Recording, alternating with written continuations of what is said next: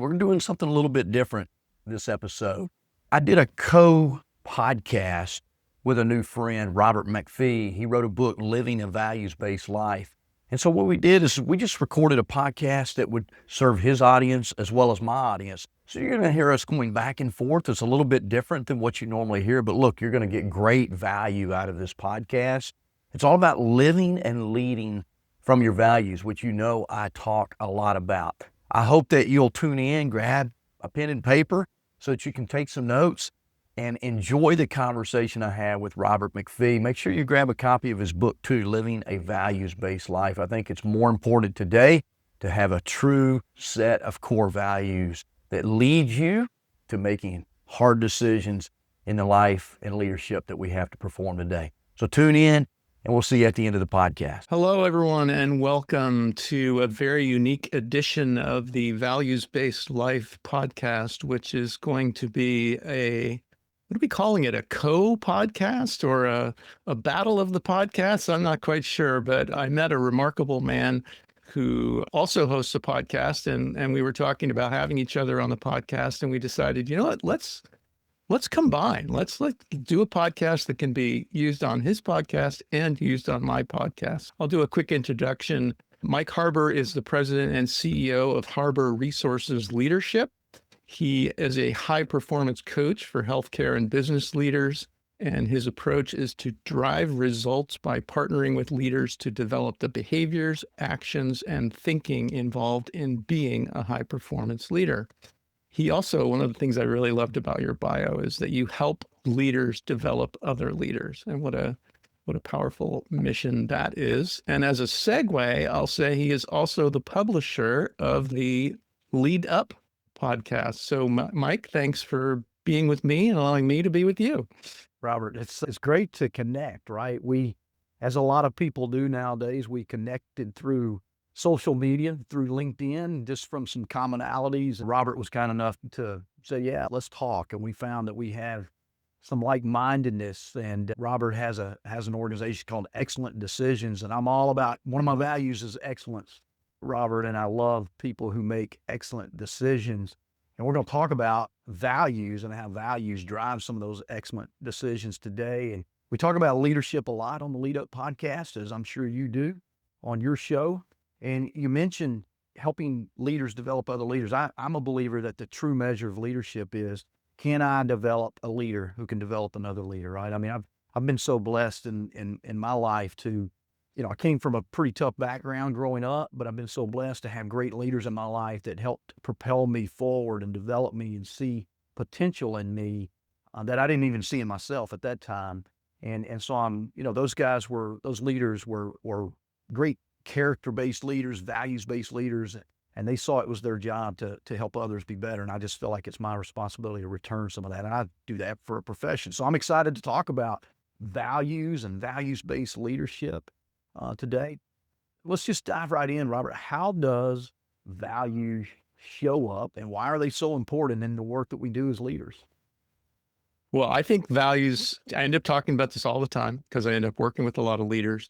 And I believe that values actually define leaders. I believe that if a person is really clear about what their highest values are and they are living their life and operating their organization or, both personally and professionally, really living in alignment with their values, then they are a leader, like literally by definition. They are a leader because they're not just following someone else's direction. They have their own direction, and it's their values that are really determining the way they think and the decisions that they make. I'll always bring it back to decisions, you know that. And ultimately the results they get, the actions that they're taking, the results they get based on those values. So values to me is just not only involved in leadership and a part of leadership, but for the work that we do really defines a leader.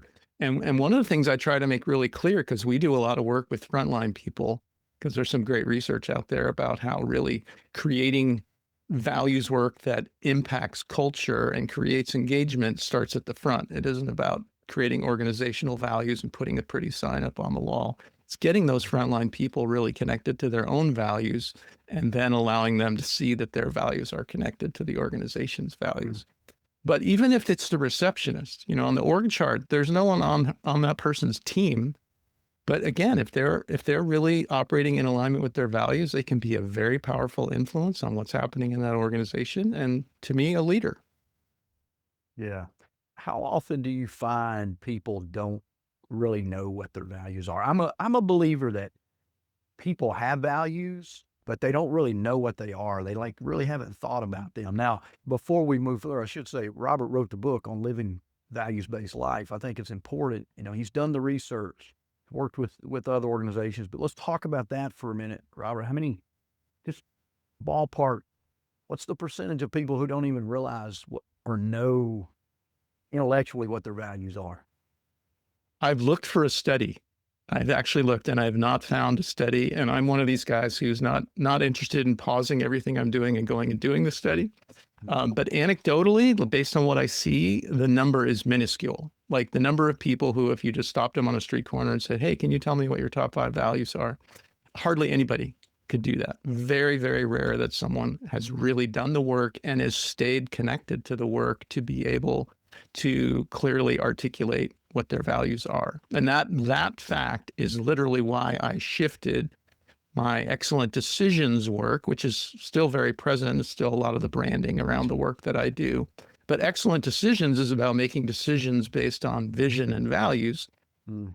And I really realized that if you have a powerful vision, but you're not clear about what your values are, we're not sure that's going to take you where you want to go. So I got kind of clear that it's really values first, and then creating a vision that aligns with those values so that you find yourself on purpose. And I'd be curious to know from you. So the answer to your question is I don't know a specific number, but I've been really focused on the value side of this for the last 3 years or so. And it is very, very rare, like to the point where the few times that I've come across, like I remember those interactions. Like I remember meeting a woman at you probably saw, I used to work with Jack Canfield, and I went to Jack's 80th birthday party last year and met a woman there and was telling her about the work I do and whatever. And I didn't ask her. I would never want to put someone on the spot, but somebody else was kind of asking, like, do you know what your value? And she was like, boom, boom, boom, boom. She knew her values. And it was so powerful. This is so rare. And you could just tell this woman, like, she doesn't have any trouble saying no to the things that aren't important to her because she knows what she's working on and where she's headed and what is really most important to her. So I'd be curious. And I kind of was joking about the battle of the podcast here, but I gotta turn the tables. I want to bring it back, dive deeper into the leadership side and ask you what your approach to doing leadership work is and how you see this values conversation tying into it. Well, look, you wrote a book about values. I wrote a chapter in a book about values. A chapter in a book about what? Well, the book is titled Quit Losing Talent. And it's no accident, Robert, that the first chapter in that book is Target Check Your Values, because I don't care how many people you hire, how good they are. If there's a values mismatch, or if we make promises during an interview process that don't align with our values, we're going to lose employees. Either they leave physically or they leave mentally. In employee engagement, this is one of the reasons employee engagement continues to stay at all-time lows in the workforce, right? Because they want something bigger in their lives. I mean, we're all wired for that, right? We want to make a bigger impact. And I believe that if we don't start with values, if we don't start with values, the results we're after are going to be impacted in a negative way. And so we teach organizations, one, identify your values. Fortunately, most organizations, I do a ton of work in the healthcare and hospital space. Most of them have values already, Robert. But when I go in, they don't know their values. And that's why I kind of asked that question to you. I mean, I would say 99% of the organizations that I've walked into, if I were to walk the floors of that hospital and ask employees what the values of the organization are, 99% of the people, maybe 99.9% of the people could not tell me those things. So these organizations do a good job of defining them at the senior levels of leadership, but not connecting them to the front line work that you talked about and connecting people back to those values and mission. And so we really, and in this month, as we record this in January of 2026, we have an organization that's been around for a long time. They've got a new CEO. And the first thing I've done with that CEO and his executive team is help them get clear on their values and the behaviors. And then in this month, we're going to have a full day leadership session with that next level, that mid-level leadership, and do a target check workshop and make sure that we align everybody, because they've got a big goal. They want to become a top 100 hospital in America, which is a big goal for them. They'll never get there without aligning those decisions, those actions, those behaviors with those values. So that's some of the work that we do around values. I can't wait to dive deeper into your book so I can learn, like, where am I missing the mark in teaching some of that, right? Well, and I think that, again, I hear we were talking before we hit record about all the commonality that we have in our work and in our lives, but I really hear the commonality with seeing clients who have done values work, and they do have that sign up on the wall, and often on a higher level leadership level, maybe there's a pretty strong commitment to that. But if you go to the front lines and you ask people like what those values are, and are they making decisions and taking actions based on those values, the answer is usually no, unfortunately. Yeah. And I talk to people about values work and I say, well, if you're committed to doing it and really, really living it, then that's great. But I believe it can actually do harm. If a CEO says, okay, we need to, do these values and we're going to put them up on the wall and everyone's going to act, but the CEO isn't willing to act in alignment with those values, I actually believe that not only won't help, but it'll potentially do harm. It'll to the culture, to the, you talk about not losing good people. Isn't that one of the ways we lose good people? Is they say, okay, this is what he says we're doing, but that's not really what I'm seeing. Yeah. Well, look, John Maxwell, who's been a mentor of mine for a long time, says that people do what people see, right? He wrote about the law of the picture in one of his books. If they see the CEO or senior leadership doing something opposite of what they say on the wall, we violate trust. Robert, it's no secret. You and I were kind of talking about this in the green room. There is a detriment of trust in the world today, right? The trust is at an all-time low when it comes to people trusting leadership, people who are in charge. And we can start at the very top of our country, but we can also bring it down to the leader of an entrepreneurial organization such as myself and you, right? If there's a gap between what we say and what we do, we're violating trust, and therefore people are not going to go with us when we're trying to go to really hard places. Yeah, for sure. So I'm totally willing to answer what you were talking about kind of our approach to values, but I want to ask you first, like you said, your book and your approach kind of starts with looking at values, and I'm like, high five, we're on the same page. Yeah. Tell us about some of the elements, like after you do the values work and get people grounded in that clarity about what's most important to them and their operating principles. What are some of the things that are pillars of what you do next?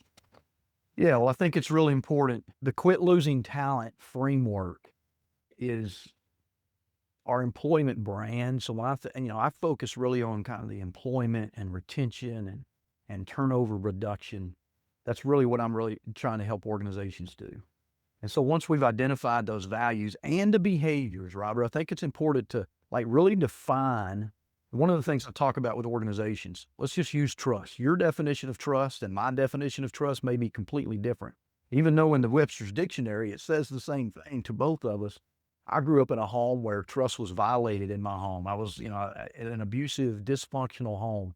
And so I really couldn't trust the two key leaders in my life early on. So that impacts my definition of trust, or the way I view trust as I got older, right?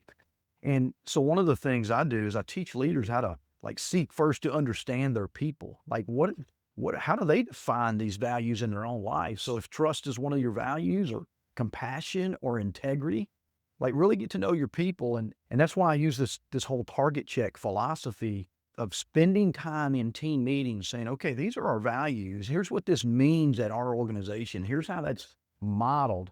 Let's score ourselves. And I use a bullseye target. So 10, we would be, hitting the bullseye. If we're doing that 10 out of 10, we're hitting the bullseye, and 0, we're completely missing the target. And I help these organizations, help them like just one at a time. Okay, Robert, give us a score on integrity. Okay, Sally, give us a score on integrity. And I want to help the organization seek to understand. Stephen Covey taught us that years ago in Seven Habits. Seek to understand what others think about that, right? And then how are we living that out? Because when it comes to attracting people to our organization, if we want to attract high caliber talent, they're attracted to organizations that are living their values out. Now, we often think people leave us for money or will join us for money, but they're really joining us for opportunity to be part of something bigger than that.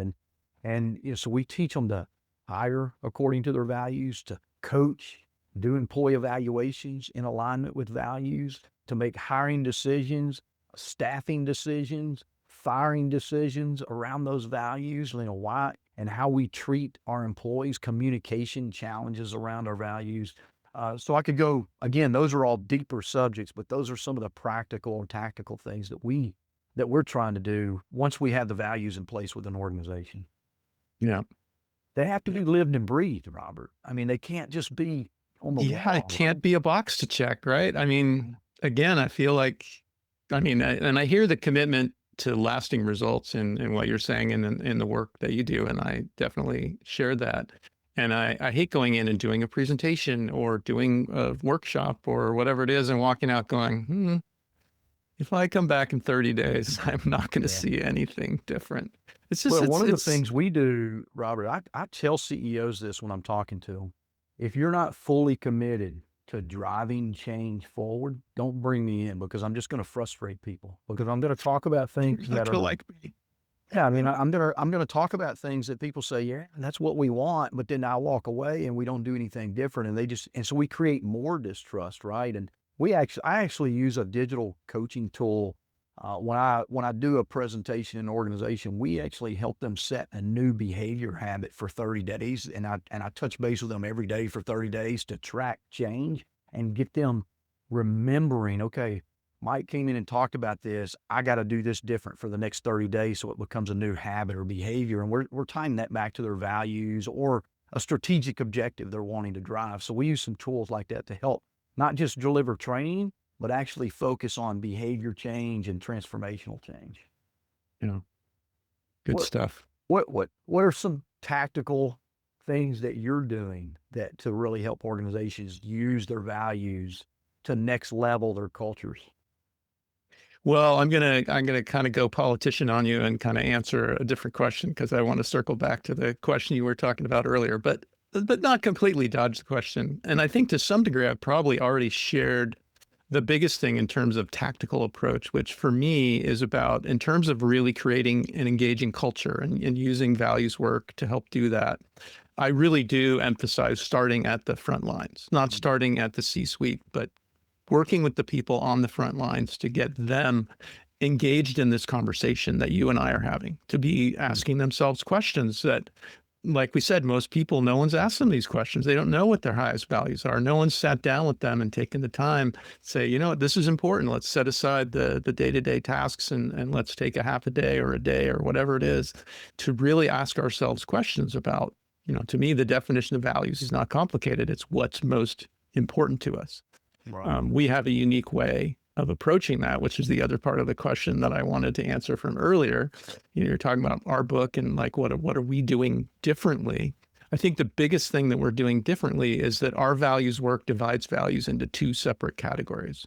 And the reason we do that is because of my own personal experience that I then started sharing with other people and realizing it was not unique, was when I was trying to do values work, it was very confusing trying to answer that simple question, what is really important to me, and doing it in a way that I end up with like useful information that I can stay connected to and continue to focus on and really use to dictate the way I think and the decisions I make, the actions I take, and ultimately the results I get. It just wasn't working for me. Like it was confusing. Whatever I came up with didn't have that feeling of clarity. And I tell people I've been doing this work for 25 plus years now, and I only have 4 pieces of original content. Like I didn't learn it from someone else. It just came to me. One was that model you and I were talking about in the green room. And the fact that you came up with a very similar model says, none of this is unique. But the idea came to me to take values and separate them into two separate categories because I felt like I was coming up with two different things. And one category was what we call priorities, like what is important to you or what is important to this organization. Where do we put our time and attention? Where do we put our focus so that we get the kind of results that we're really committed to creating? And then the second category was what we call ways of being, which is qualities and characteristics, more the how do we do those things? How do we show up every day? How do people experience us? What would someone who works with me or as a client of mine, how would they describe me? What words would they use? With, again, the qualities and characteristics. So we end up with, when we're working with individuals, we end up with things on the priorities list like family and health and making a contribution and building a successful business, things that we can actually allocate time and attention to create the kind of life, kind of results and experiences we really want. And then on the ways of being side, we end up with words like for me, it's kindness and caring. It's being calm and peaceful. It's being strong, being aware, like qualities that I would want people who work with me or interact with me in whatever way, how I would want them to describe me. And when I started sharing this with people, what I realized is people end up with two lists of priorities, a list of ways of being, but they can look at those lists. They can keep those lists in front of them. We actually just started a new thing with clients that we're working with. We have a poker chip we give to all the participants who work with us. And we say, put it in your pocket, leave it on your desk, put it in your, what do you call that thing in between the seats in your car, whatever. But put it somewhere where you're going to see it and just remember your values, remember your priorities, remember your ways of being. So there's that shared commitment and people can look at it and say, how am I doing? How am I doing with allocating my time? Another thing we talked about in the green room, social media, right? How much that time is going into social media could be going into something on that list of highest priorities. And how would that change my life if I was spending time with my kids and not doing the latest Instagram post or whatever? And same thing with ways of being. I can self-assess, how am I doing? I say humility is important to me. And here I am dominating the conversation. I got to turn it back to you. But I can self-assess and incrementally improve and get better and move in the direction of living a life where I put the majority of my time towards the things that are most important to me. And I show up in the world as the person I really want to be, not the person who's influenced by the social media and the advertising and the people I'm surrounded with and the friends and family and all that. So that's the uniqueness of the approach, really, is those two categories. Yeah, that's so good. I love the poker chip idea. I do something very similar. I use I'm a former military. Too much in common. This is a challenge coin, right? And it just comes from my military days. And so we give out challenge coins when we teach and say, it's a challenge. Okay, Robert, you've had this training. The challenge now is just to don't let it end today, right? It's just the beginning. So keep this with you to challenge you to continue to live forward as an elite leader. Which is really what we're trying to drive is elite leadership, right? That leadership that develops other leaders as well. But let's talk about this. How do values, in your opinion, become a guide to those excellent decisions in difficulty, right? I mean, and let's just say I've got an employee and they've got a family member who is very ill that needs more attention, and now it's impacting their ability to work in the workplace. How do values, or how should values drive us to make difficult decisions? Maybe I've got an employee who I love, who's been with me a while, but now they violated the values, and maybe I've got to have a hard conversation with them, or maybe even fire them. So talk to us about why values are so important in those types of scenarios. Well, I think why they're so important is if you think about what would guide those kinds of decisions in those kinds of moments, if we weren't clear about our values, it becomes just like a chaotic, who knows, like it's not my values, it's someone else's. Am I going to go by what I think, you would do because I met you and I really admire you. Maybe there's some good things about that. But ultimately, I think the most important element is the timing.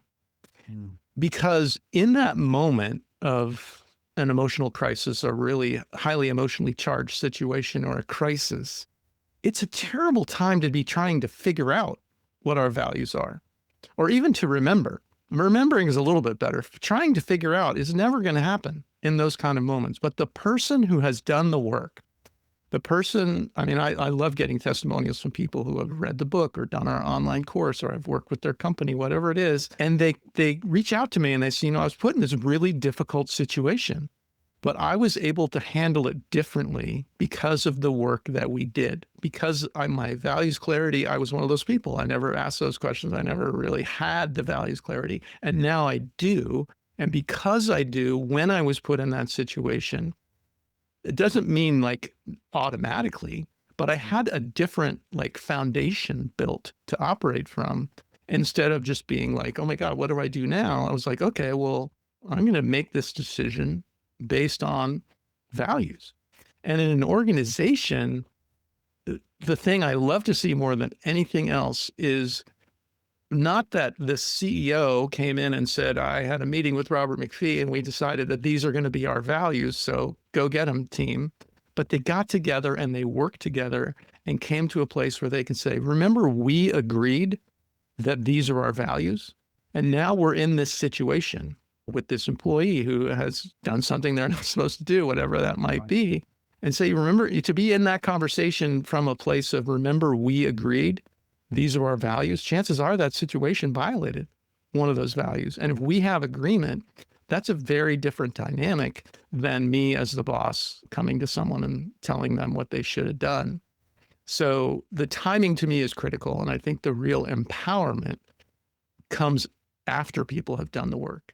And the real like difficulty comes when people are, and we're all personally and professionally, we're all thrown into those situations.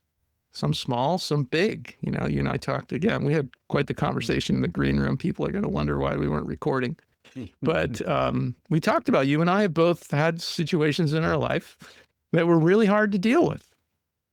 And to me, dealing with those situations, having done values work, I've shared this on the podcast before. In 2021, I lost my daughter. And my number one priority is my relationships with my children. And the fact that I knew that didn't make the situation any easier, but it definitely helped me understand why it was so freaking hard. Of course, like the number one value, the most important thing to me just took a shot. And of course I'm devastated. So it was at least helpful in that way. Yeah. I love that. The values, they give us a guide on how to act, right? Most people, in my experience, and myself included, if not really clear on our values and how we want to show up, most people act out of emotion. And so if an employee has done something wrong, in my opinion, am I going to let the emotion drive my challenge of them, my conversation with them, my coaching up of them? I'm not a fan of the term counseling in the workplace, where we should be coaching people up. But what I mean by coaching up is you got to have clarity on what your values are and coach them into alignment. I don't even like the term accountability, even though I use it a lot. I prefer alignment. How do we coach someone back up to alignment or into alignment with our values and what we say is important? People are going to miss the mark, right? It's like it's like a line. I always kind of use this reference of a car that's out of alignment. It's we're kind of constantly fighting the vehicle to stay in between the lines. And if we don't realign, it's always going to be a fight. And so leadership around values is really getting people back into alignment. So we're not fighting to hold them accountable. We're just creating alignment around those values so that people know how to show up in the workplace, what those expectations are. But it is the leader's job to create that and create that communication flow back and forth, I believe. And that's why I'm so driven to develop leaders who develop other leaders, right? And it starts with the top leader. I like how you start at the front, but it's got to go all the way to the top too, because if that top leader is not leading from a place of values, people at the front are going to be disengaged, which is going to create other challenges. Any more thoughts around that, Robert? Well, I want to ask you to finish that though. See, it really is like the podcast battle here, but I want to invite you to finish that thought, because in the context of helping leaders develop other leaders, what do you run into? I mean, that sounds great, right? Who would argue with that? What kind of obstacles show up that get in the way of that? Like, why doesn't that just happen naturally? There's lots of different reasons. I want to parse my words a little bit here. I think that selfish agendas a lot of times get in the way. I mean, the senior leaders, they got agendas, they've got goals, and so they're more goal focused than they are relational focused, and not realizing that if I develop other people, I can achieve my goals faster, and I can achieve them in a better way because I'm going to get better ideas. So part of it is probably just selfish agendas. Other things are time. I mean, we don't have time. That's what most leaders think. I don't have time to. I've got the board I've got to answer to. I've got in the hospital world, I've got the board, I've got the physicians, I've got the employees, I've got the community, I've got all these people I've got to please. How do I have time to develop my people internally? When in reality is if I spend time developing people internally, my job of working with those other areas that I've got to focus on becomes a lot easier, because now I've got a team of people who are values-led, values-driven, highly developed. They can handle challenges on their own without having to wait on me to make a decision for them. But I think those are two big things, is just competing agendas. And also, I think a third thing is most leaders, Robert, even today, haven't spent the time developing themselves as a leader. They went and got a degree in school, and the reality is about 85% of people never read another book after they finish their formal education. So they really haven't done the developmental work within themselves. So they don't really know how to mentor and develop other people.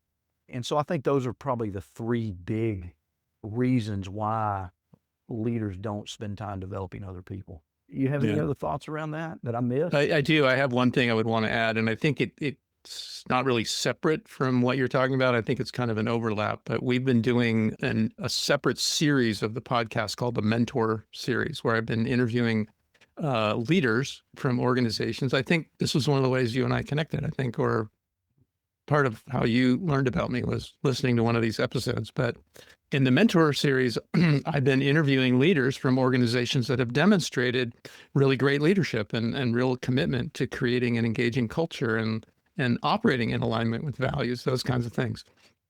And one of the things that I've heard repeatedly is in those organizations that are really functioning well is leadership where the leaders are not only like operating in alignment with the values, but they're willing to develop other leaders. They're not intimidated. Like the idea of, I'm not going to develop a leader because they might take my job is not the culture. But how common that is. Like, do you see that? Like, yes. Short answer, yes. Too much. And I think we all, at least early in life, we all struggle with that, right? I got to get good. Look, here's the reality, Robert. I teach a lot.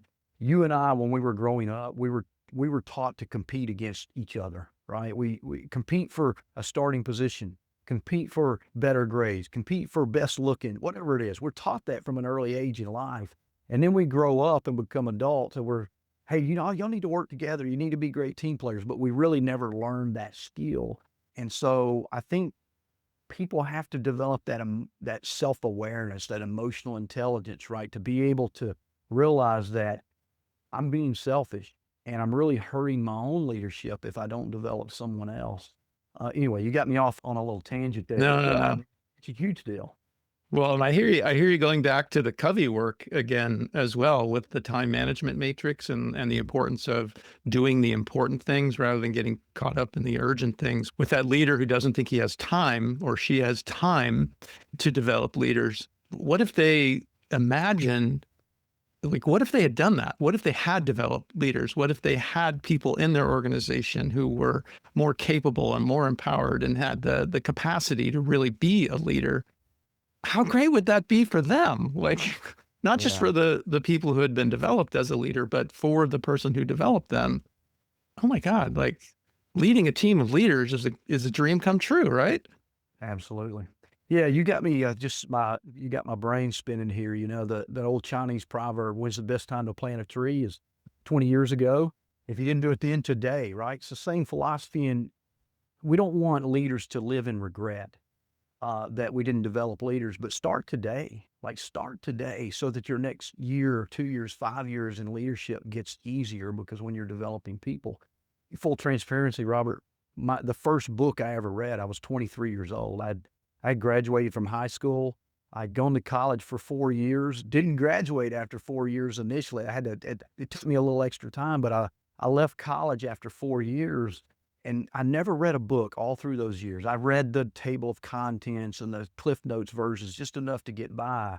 But one of those leaders who began mentoring me when I was in the military, and that's where this journey of personal growth and leadership development really began. I was 23, and the first book was Stephen Covey's 7 Habits of Highly Effective People. So you hear me mention that a lot because it made such an impact. And I haven't read it in years, but because it was the first book that impacted me on this trajectory that I've been on the last 30 years, it's still a part of who I am. And those principles, those habits are so important for us. Sharpening the saw, right? Abraham Lincoln said, if I've got 8 hours to cut down the tree, I'll spend the first 7 sharpening my axe. It's the same sharpening the saw principle from Stephen Covey. Yeah. Well, it's almost comical, the common threads with you and I, because my very first business out of college, a friend of mine and I, who had both worked as valet parkers when we were in high school, saw a need we graduated from college in San Diego area and saw some restaurants that really needed valet parking. And we approached them and put together a proposal, and they hired us. Nice. It's crazy that, I don't know. But we promised them we'd get more people in their restaurant by getting more cars in their parking lot. And they liked that idea. But we ended up, great idea. It turned out to be great timing. And within about 4 or 5 years, we had hundreds of employees and year-round accounts and all this. We really grew and were very successful. So we had to start, like, all the things you and I are talking about, we were making it up on the fly. Yeah. And I had read the 7 Habits of Highly Effective People, and we actually created a management training program called I think we had 7 managers at the time. So we bought 9 copies of the 7 Habits of Highly Effective People cassette program. And we had a 7-week management training program called Listen to the First Cassette. We're going to get together on Tuesday night and talk about it. And I agree with you 100%, like just the fundamental concepts that are in there that stick with me to this day. That was one of the first books that I ever read that led me to, working with Jack Canfield and doing all the things that I've done. But that was one of the real foundational, and to this day, I think one of the best books, the best content that's out there for anyone who wants to take a step in the direction of being a better leader, being a better spouse, being a better parent, whatever it is. Yeah, you just can't go wrong with those kind of fundamental principles. No doubt. Yeah. So I knew this was going to happen. I'm watching the clock fly by. It seems to be going faster and faster. Maybe we can finish with any final words that you would want to add, and I can do the same before we wrap up. What would be the final words? And I think we can think of this in terms of talking to other leaders, people, at least by my definition, people who are working on clarifying their values and wanting to be a leader, no matter how many people are on their team. But what would you want to add to the conversation? Yeah, I'll add this and then let you wrap us up, Robert. I think I always like to go back in time and share a little bit of my story, not to seek empathy or sympathy or not to impress anybody, but to just impress upon people that I grew up in a home where the things we're talking about in leadership and values weren't modeled at all. And I went searching for leadership, and it took me a long time to understand my own values and what values meant. And in leadership, I think the important thing we have to realize is we're leading people exactly like me, the way I grew up. They got dysfunction in their life. They've got challenges in their life. No one's ever mentored them or modeled great leadership or values to them. And we have a great responsibility when we're in a leadership role to make people better. I would not be standing here talking to you today had someone not done that for me the first time, and then the second time and the third time. And I still seek out mentoring and coaching for myself because I continue to want to sharpen that saw within myself. And So I just want to challenge the leaders who are listening today is if you want to be a better leader, get really clear on what your values are, how to show up from those places, not from your goals. Most of us we're doing this at the beginning of the year. Most of us set new goals and resolutions, and we try to make those happen, and we try to lead toward those goals. I'm challenging leaders to lead from your values so you accomplish those goals in a more efficient, effective way. Yeah. And I agree with you 100%. That could have been the thing that I would add. And I would even add to what you said, like in addition to being a responsibility of leaders, it's also an opportunity. Like for a leader to really think that they have the opportunity to do what you're describing about helping other people become leaders developing leaders. Just to think of what's possible in that model is incredible. Like, and it goes to the thing that I was kind of wanting to share. It was kind of an open loop, I think, from something I said earlier about the excellent decisions work and it being about vision and values and the fact that values come first. And when we get really clear about our values and what's most important to us, and then we create a vision of the life we want to lead or the business we want to run or the kind of parent we want to be, whatever it is, and make sure it's aligned with our values. To me, that's like math. Yeah. It's values plus vision equals purpose. Mm. And I talk to so many people who want their life to have more of a sense of purpose and meaning and making a difference and doing something important. And to me, that equation is the key to doing that. It's getting clear about your values first and then creating a really compelling vision that aligns with those values that you can really be committed to. And then you and I have kind of skirted this along the way too, but get busy, right? Like get into action and start spending your time on the things that will create more of that vision. So, yeah, so good. So good. Yeah. Thank you. Well, I really have appreciated this opportunity to have you on my podcast, to be on your podcast. This is, again, the first ever for me of a combined podcast episode, but really appreciate the conversation.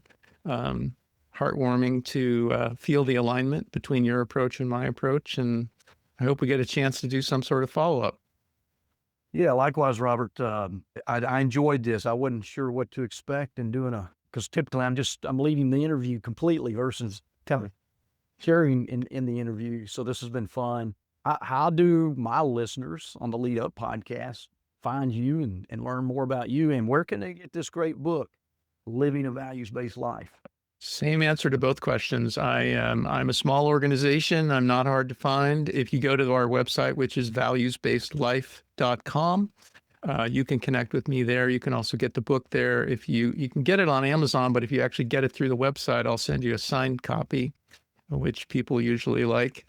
And it always makes me feel better to have that personal touch. But valuesbasedlife.com is the best way to connect with me and learn more about what we're up to. And what about for you? What is the best way for people to connect with you?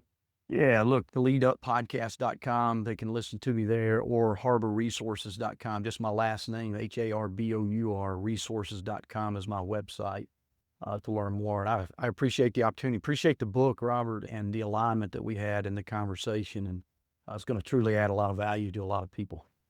Yep. Good timing too. We're recording this right, like you said, right at the beginning of the year in January. It's been a great conversation to kind of catapult us into a great year. Appreciate it. Right on. All right. Take care. And to our listeners of both podcasts, we appreciate you.